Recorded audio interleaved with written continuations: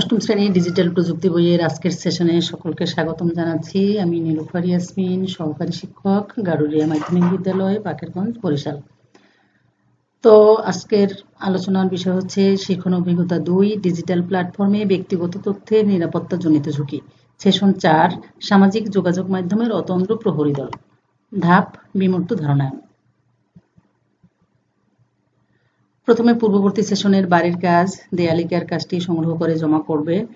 তো তোমাদের বাড়ির কাজ দেয়া ছিল যে ছবির মেটাডেটা করে দেয়ালিকে তৈরি করা, বাসায় রান্নাঘরে রাখা এবং স্কুলের একটা কপি রাখার জন্য বলা হয়েছিল। এইখানে যা অর্জন করব, সামাজিক যোগাযোগ মাধ্যমের পরিচিতি কি, সামাজিক যোগাযোগ মাধ্যমের বিক্রেতা গ্রাহক সম্পর্ক, উপস্থিত বক্তৃতার আয়োজনের পরিকল্পনা, সামাজিক যোগাযোগ মাধ্যমের সচেতন ব্যবহার এবং মানসিক স্বাস্থ্য নিয়ে সচেতনতা।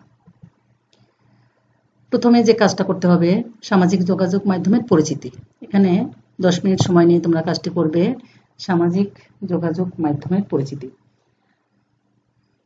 সামাজিক যোগাযোগ মাধ্যম কাকে বলে এটা আগে জানতে হবে আমাদের। তো সামাজিক যোগাযোগ মাধ্যম হলো এক ধরনের ডিজিটাল যোগাযোগ মাধ্যম যেখানে মানুষ বন্ধু তৈরির মাধ্যমে একে অপরের সাথে যুক্ত হয়ে একটা সামাজিক যোগাযোগ সম্প্রদায় তৈরি করে, নিজেদের মধ্যে যোগাযোগ করে এবং ছবি, ভিডিও ও বিভিন্ন তথ্য শেয়ার করে থাকে।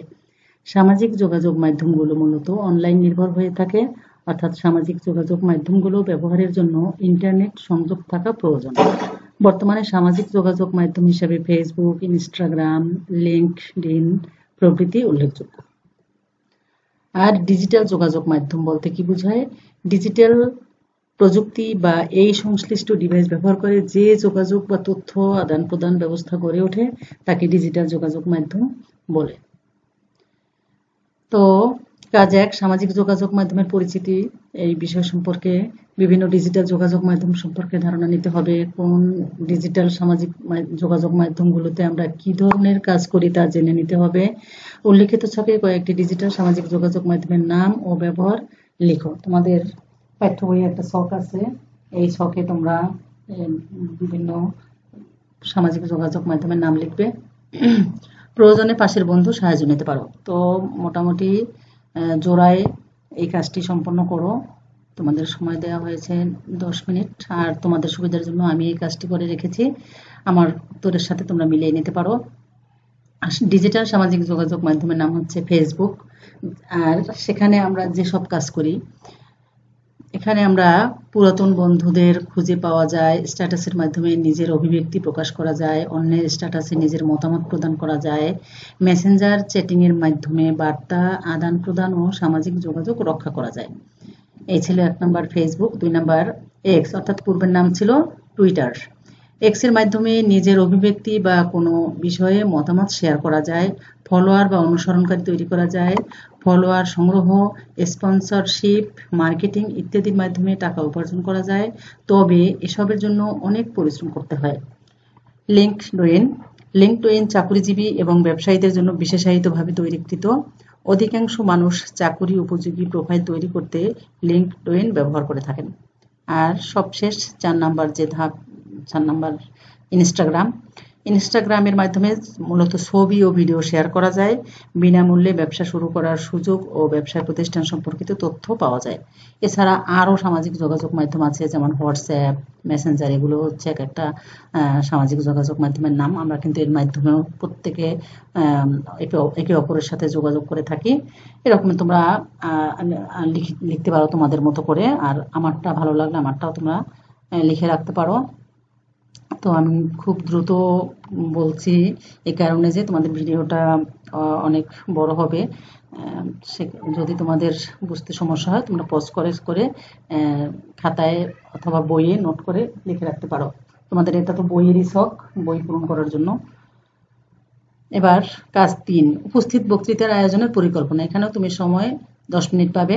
বক্তৃতা কি এটা জানা দরকার। বক্তৃতা হলো মৌখিক যোগাযোগের একটা অন্যতম গুরুত্বপূর্ণ মাধ্যম। এটি একটা বহুল পরিচিত ও জনপ্রিয় নন ডিজিটাল শিক্ষণ পদ্ধতি। এটি এক ধরনের মৌখিক উপস্থাপনা, যার মাধ্যমে একজন বক্তা কোনো বিষয় সম্পর্কে নিজস্ব মতামত ও চিন্তা ধারণা শ্রোতাদের সামনে তুলে ধরেন। এটিকে এক ধরনের আনুষ্ঠানিক মৌখিক ভাষণও বলা যায়।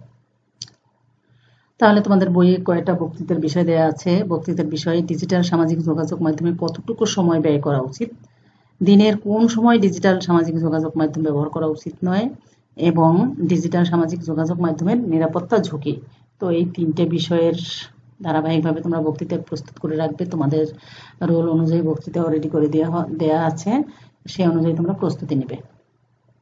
এবার কাজ 4, সামাজিক যোগাযোগ মাধ্যমের সচেতন ব্যবহার। আমরা কিভাবে সামাজিক যোগাযোগ মাধ্যম সচেতনতার সাথে ব্যবহার করব এ সম্পর্কে ধারণা নেওয়ার চেষ্টা করব।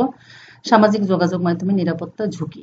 সামাজিক যোগাযোগ মাধ্যমে আমরা বিভিন্ন ব্যক্তিগত তথ্য, ছবি ইত্যাদি প্রকাশ করে থাকি।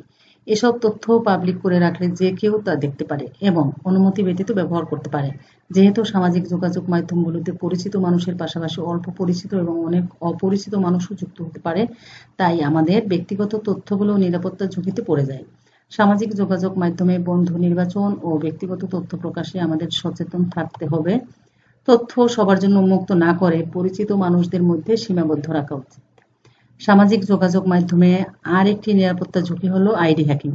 সামাজিক যোগাযোগ মাধ্যমে অ্যাকাউন্টের নিরাপত্তা ব্যবস্থা, তথ্য, পাসওয়ার্ড যদি দুর্বল হয়, তাহলে হ্যাকাররা সহজেই সেই পাসওয়ার্ড ভেঙে আমাদের অ্যাকাউন্টের ব্যক্তিগত তথ্য চুরি করতে পারে। তাই সামাজিক যোগাযোগ মাধ্যম অ্যাকাউন্টের নিরাপত্তায় শক্তিশালী পাসওয়ার্ড ব্যবহার করা উচিত।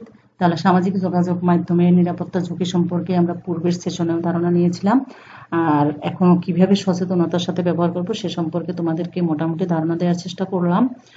আশা করি তোমরা সবাই বুঝতে পেরেছ। কাজ 5, মানসিক স্বাস্থ্য নিয়ে সচেতনতা। অপুর ঘটনা বই দেখে পড়তে দেওয়া। সময়ের পাশাপাশি আমাদের মানসিক স্বাস্থ্য নিয়েও সচেতন হতে হবে। অনেকের কাছে প্রথম এসব নিয়ে কথা বলা অস্বস্তিকর মনে হবে, কিন্তু ক্লাসে আমরা সবাই সবার বন্ধু। আমরা একে অপরের মানসিক সুস্থতা রক্ষার অতন্দ্র প্রহরী। আমরা পাশের বন্ধুর সাথে নিচের প্রশ্নগুলো নিয়ে আলাপ করব। আমাদের বয়সী শিক্ষার্থীদের কি সামাজিক যোগাযোগ মাধ্যমে নিজের একটা অ্যাকাউন্ট থাকা উচিত? মা বাবার মোবাইল নিয়ে আমি দিনে কতটুকু সময় ব্যয় করতে পারি? মা বাবার মোবাইল নিয়ে আমি কি করতে পারি? আমাদের বয়সী কেউ যদি সামাজিক যোগাযোগ মাধ্যমে বেশি সময় ব্যয় করে, তাহলে তার জন্য আমাদের পরামর্শ কি হতে পারে? এগুলো নিয়ে আমরা পার্শ্ববর্তী বন্ধুর সাথে আলোচনা করতে পারি। এবার বাড়ির কাজ। উপরের প্রশ্নগুলো বিবেচনা করে আমাদের জন্য কিছু নীতিমালা নিচের খালি ঘরে পয়েন্ট আকারে বাড়ি থেকে লিখে নিয়ে আসবে। তো এই ছিল আমাদের আজকের সেশনের কাজ। এই যে তোমাদের 42 পাতায় একটা খালি ঘর আছে, এই খালি ঘরে উপরের এই 4টা প্রশ্নের আলোকে নীতিমালা তৈরি করে নিয়ে আসবে। তো আমি পরবর্তী ক্লাসে তোমাদের এই কাজটুকু পর্যবেক্ষণ করা হবে। তো আজ এ পর্যন্তই। সবাই ভালো থাকবে। আগামী ভিডিও দেখার আমন্ত্রণ জানিয়ে সবাইকে ধন্যবাদ। আল্লাহ হাফেজ।